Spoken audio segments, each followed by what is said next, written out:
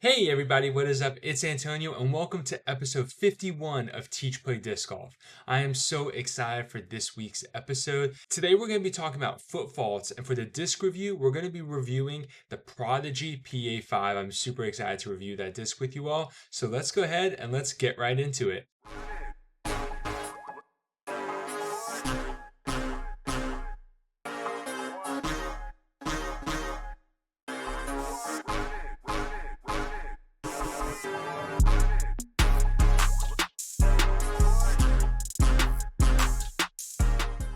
Couple weeks ago from the time of this recording, we had the Champions Cup, and in the final round, as I'm sure most disc golfers have heard, there was a foot fault called on Kristin Latt.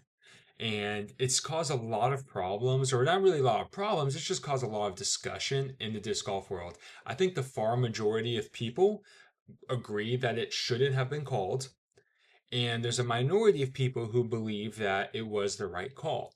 Now, a quick summary of the situation is that it was on hole 16. Kristin was one stroke out from the lead, and Missy Gannon was one stroke ahead of her. They were at hole 16. She had her drive on her second shot. Okay, as she released the disc, her plant foot slid and hit the disc marker, or just her disc. She didn't put a marker down, which is fine, totally legal. The issue is that the marshal on the card, who historically marshals are mainly there to watch pace of play, the marshal called her on a foot fault. And the reason why he called her on the foot fault is because he said that the disc was still in her hand while she was throwing. And the thing is, per PDGA rules, you have to watch two things at once. And so, as they discussed it, the marshal admitted to it's not possible to watch two things at once, which on one hand is true, but on the other hand, that's how the rules are written, and that's what's expected of everyone on the card, to be able to watch both the foot and the disc. And if you really, really, really slow down the video of Kristin Tatar throwing, I believe I saw somewhere where someone said there's like a 2-frame difference. And so to put that into perspective, most cameras, when people are recording, are 30 frames per second. So in 1 second, the camera just recorded 30 frames. Someone said that there was a 2-frame difference. So you're talking about less than a tenth of a second, right? And the marshal called this, admitted that he couldn't watch both things, but was firm in that it was a foot fault. And so this stirred a lot of controversy, because when you start looking at the rules and all these things, as I've been doing in preparation for this and listening to discourse where people are talking about this online, first off, the rules are kind of a little fuzzy, but it also is kind of inconclusive overall, because the thing is, nobody is allowed to use camera equipment to review this. So even though there are cameras on the course, those cameras are not to be used for instant replays, essentially. And so it all has to be made with the naked eye, and it was called. Nobody on the card confirmed it. Not Missy, not Paige, nobody else. I'm drawing a blank now on who was the fourth player on the card, but nobody confirmed it. And what ended up happening is that Kristin takes a stroke. So she has 4 throws, takes a 5 on that hole. Well, Missy, I think, got a birdie, if I'm remembering correctly, or even if she just got a par, she now has a 2-stroke lead on Kristin going into hole 17. And so obviously it was a really unfortunate timing for that call. And the reason why this has kind of been such an issue is, yeah, you have the discussion of should the marshal have made that call. And I think for the most part, it seems that most people are saying no. And my personal opinion is that he also should not have made that call, especially if he was going to come across as being completely unsure.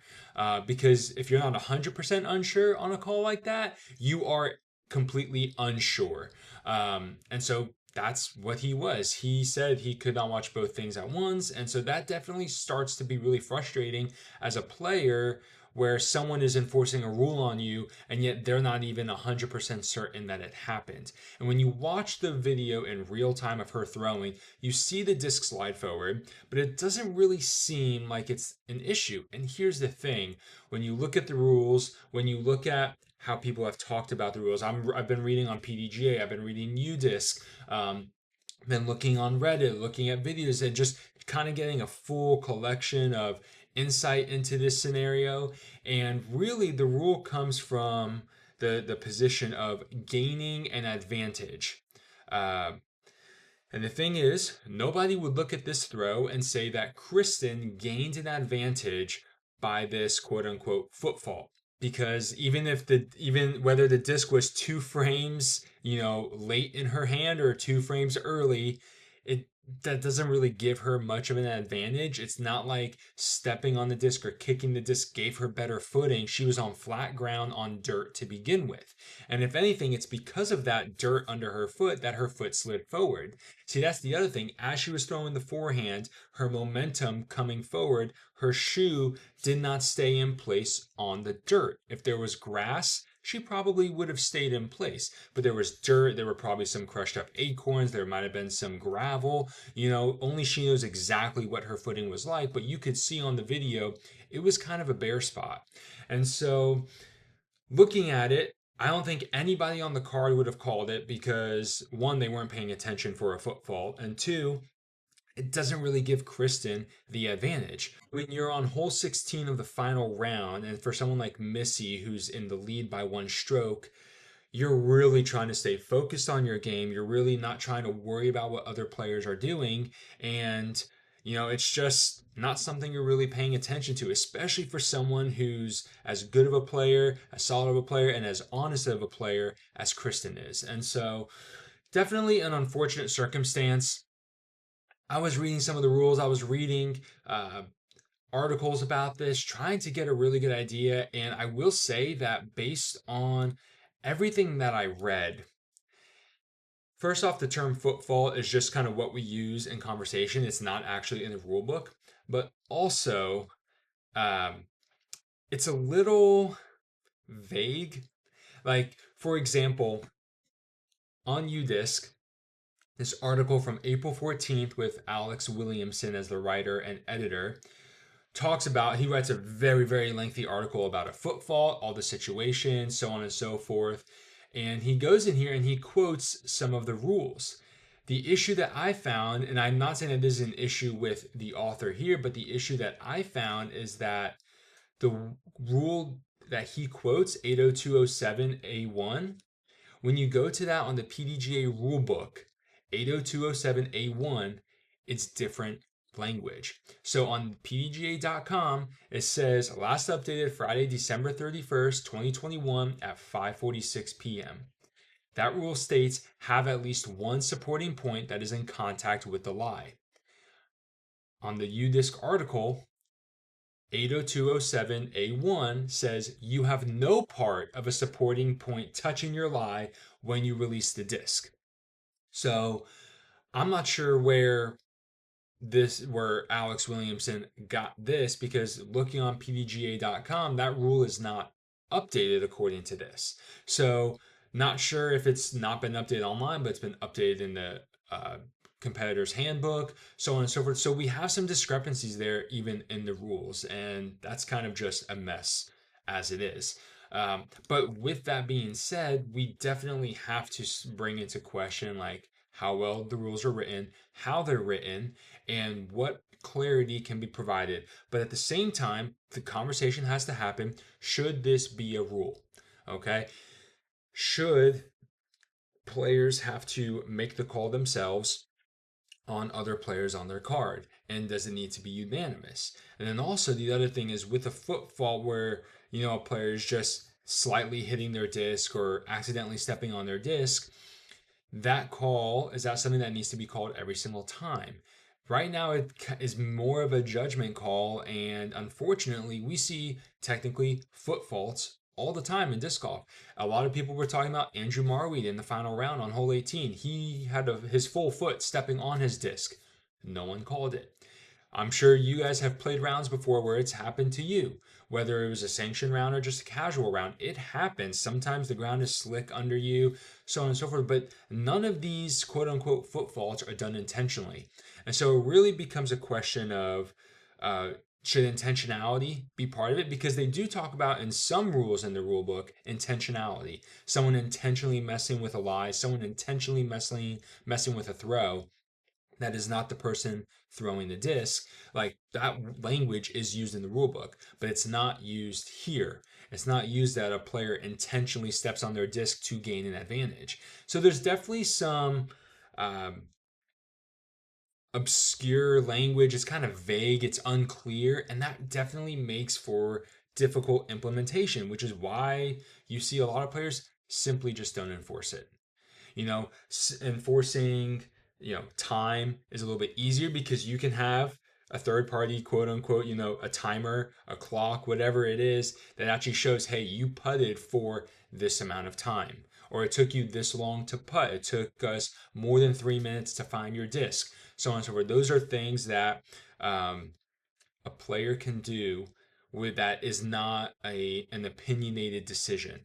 It is a factual thing. Whereas this foot fault definitely seems to be more opinion, and it's not clear language, and at least in what I've been able to find, that it's intentional or not. So ultimately, I think what's really frustrating about this whole situation is that what would have been a really competitive final few what would have been a really competitive final few holes to wrap up the Champions Cup, the first major of the year, was really overcast by this proposed or supposed foot fault.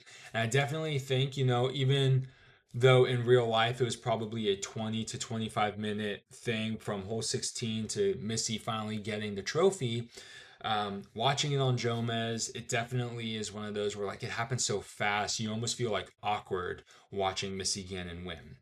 The other thing, and we won't dive into this one nearly as much, but to bring up, this is not the first time that Kristin has been in contention to win a major.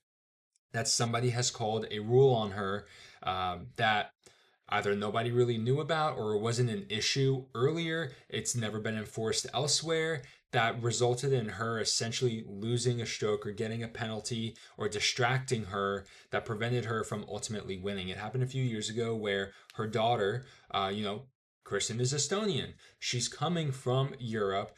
She has her daughter with her. Her daughter's been following along on the card where technically only caddies are supposed to be, but her daughter being a minor, it makes sense. Well, technically, that's not allowed in the rules. And halfway through the final round, I believe it was a Champions Cup as well when it was over in Georgia.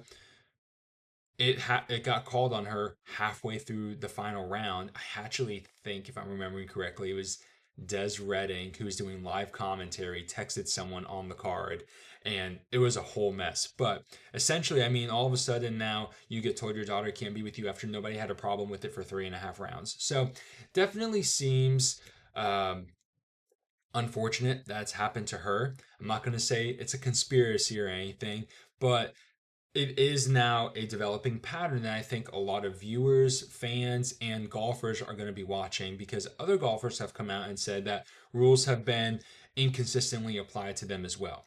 So that's definitely been a frustrating thing to see. I don't think it should have been called. Technically, if you slow it down to a few frames or pause play really quickly, it was a foot fault based on how you interpret the rules, but nobody would look at the situation and say that she gained an unfair advantage. So I don't know that that is fair to assess that extra stroke to her. I definitely think it just kind of killed the vibe and definitely hurt focus and momentum, definitely swung in Missy's favor.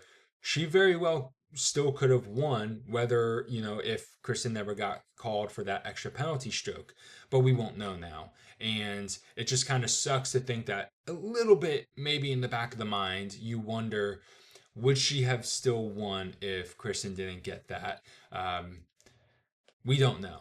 But it's unfortunate that it happened. So I just kind of wanted to talk through that because when it comes to us as amateurs, or even if you are MPO and you're listening to this, lower level MPO, following the rules, knowing how to implement the rules, and it's just so important, because disc golf is one of the few sports out there where it's self-regulated in most instances. Most tournaments that we play, there's not going to be a marshal, okay? Actually, none of the tournaments that we all play is going to have a marshal following our card. And there is such a thing as card etiquette and establishing rapport with your card mates, and really just having a good environment with that. And if it's unfortunate that because it's a sport, because it's competitive, because people take it seriously, because people want to play really well, it's a really awkward position to be put in, to have to make a penalty call on another player. I don't know that most sports are like that. You see a couple instances with like pickleball where people have to call and it doesn't always go over very well. I've never watched pickleball live. I've just seen clips of people getting really frustrated. So maybe my perspective's a little skewed, but we are used to seeing most sports have a third party system that calls the rules. Soccer has referees, basketball has referees, and baseball has umpires, football has referees, all this stuff. We have somebody else make the calls so that the athletes can focus on competing within the rules. Go to tournaments as we compete, as we do these things. We want to definitely make sure that we are familiar with the rules, that we know how to implement them, and that we also, when something is called, if something is called, we know how to handle ourselves in a respectful way. And I think from all this, that's something that we can also learn from watching Kristin Latt handle this situation, is the way she carried herself was very professional. It was a great look for the PDGA, who hasn't had a lot of rule publicity go well, if that makes sense. There have been issues in the past that definitely were not good. A couple years ago, or several years ago, I guess at this point we've been 3 or 4. Nicola Castro had an issue with a marshal on the card, or I think it might have been marshal or gone by another name, and that was a pretty rough interaction that we all saw on camera as well. So, and then he got suspended for like the first half of the season. So it definitely, in disc golf, when you have these rule calls coming up, it's never good publicity. It's never good publicity. And so I think the PDGA really needs to figure that out. I don't know what the solution is, because in order to get trained people to make the calls, you have to have funding. You have to be able to pay those people for both the training and then for them to do the job, and especially if they're going to travel to all the tournaments and do it. So there's that funding.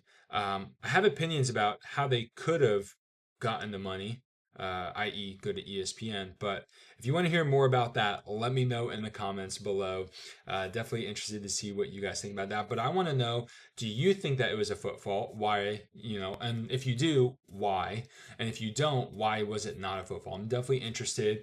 And do you also think that foot fault should even be a thing?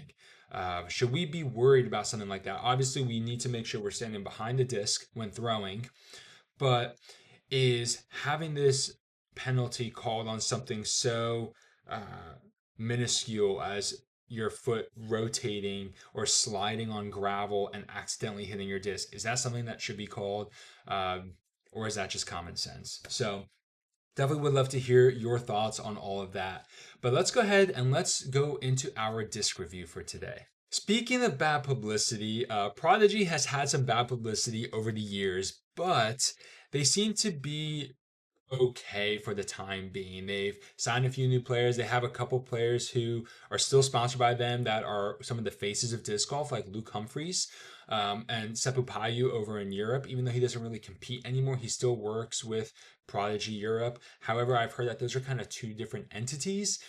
So it's definitely something very interesting talking about Prodigy and all that's gone on with them. But they have some really good discs. And one of my favorite discs from Prodigy is the PA-5. The PA-5 is a highly understable putt approach disc. We're talking like 2-4-0 -3. Or excuse me, I had that backwards. 2-4 -3-0. A very understable disc. It might technically be like -2.5, 0.5 fade, but it has a lot of turn.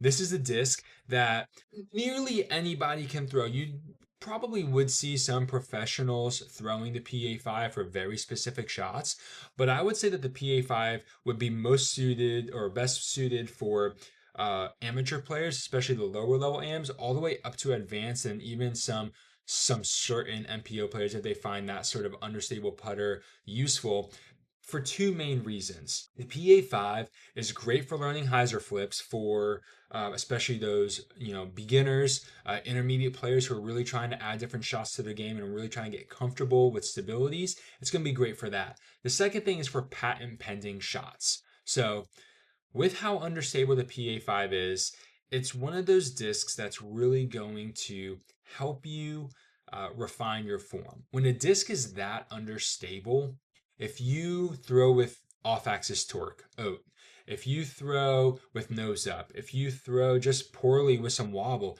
the disc is going to reflect that. You see, often a lot of times we throw overstable discs to counteract a lot of bad form and bad throws because the extra stability is going to make the disc fly straighter. But an understable disc is going to highlight those errors in the throw and really going to make it more evident for you. And so I guess there's really three things it's going to teach you how to throw better, but having this highly understable disc is great for learning hyzer flips in particular because it's going to naturally want to do it. And especially if you're a beginner or even if you've been playing for a few years but you're really struggling with your form, an understable disc like the PA-5 is going to help you learn how a hyzer flip is supposed to work and really help you dial in that nose angle control while working with the slower speed discs. You don't have to worry about the PA-5, going as far as a mid-range. The other thing with these hyzer flips is you're going to have to learn sort of how to control your power. Because this disc is so understable, if you rip on the PA-5 as hard as you can, it's going to be very easy to flip it over and have it kind of just turn and burn. Okay. And we don't want that. And so learning how to control your power, learning how to control your release angle, learning that nose angle, the PA-5 is a great starting place. And it would pair really well with an understable mid-range like the Jester Disc Golf Peace Train, which is one of my favorite mid-ranges of all time. That's another really understable one. I believe I've talked about it on the podcast before. But the PA-5, really cool disc to check out. The other thing with patent pending shots, this is one of the toughest shots in all of disc golf, and we can definitely get more into how to properly execute the patent pending shot, but essentially think about the patent pending shot being a backhand standstill throw, but you're leaning out. And so you really don't have a lot of mobility and flexibility with this throw. And oftentimes, when you're throwing a patent pending shot, you want the disc to turn a little bit. Well, if you throw a neutral disc or an overstable disc, you have to really force the anhyzer angle. With the PA-5, it's going to give you a ton of turn right off the bat. And that's just going to help you really get comfortable with that shot and really learn how to manipulate the disc on angles where you're either using more arm or wrist than you typically would on the backhand throw. If you want to check out the PA-5, head to GottaGoGottaThrow.com, link in the description, or use discount code GladiatorDiscGolf to save some money. And the thing is, whether you buy the PA-5 or you check out some other discs, every purchase you make also directly supports me. I get some kickback from it, which just helps me continue to make content for you guys. I've been really enjoying it. I've been making a lot of shorts recently on YouTube, and it's been going fairly well. I haven't been doing it too regularly, but it's been a lot of fun to make, and it's been, a lot of people have been seeing them and enjoying them, and I think I'm going to continue going down that route. It's just been a lot of fun, especially with the new camera I got, the Action 5 Pro. It makes all kinds of video, like this one that I'm recording it on, very easy to do. So super looking forward to that. But if you want to check out the PA-5, any other disc, head to GottaGoGottaThrow.com. Use discount code GladiatorDiscGolf to save yourself some money and to support me and this channel. So that's all I have for you today, everybody. I hope you enjoyed this episode. We talked about foot faults, the situation that happened, and how we as disc golfers can better understand the rules so that we know how to protect ourselves from getting them called on us and how to implement them at the correct time. And we also reviewed the PA-5, a really cool understable putt approach disc that I think a lot of players would benefit from having in the bag, or at least using in warm-up sessions and throwing out in the field. So that's all I have for you today. today, remember to go out this week and teach somebody how to play disc golf, whether it's a kind word, whether it's a lesson, whether it's just taking someone out to the course who's never played before. Teach someone how to play. Make sure you yourself get out there and go have some fun playing disc golf this weekend. And until next time, everybody, have a great round.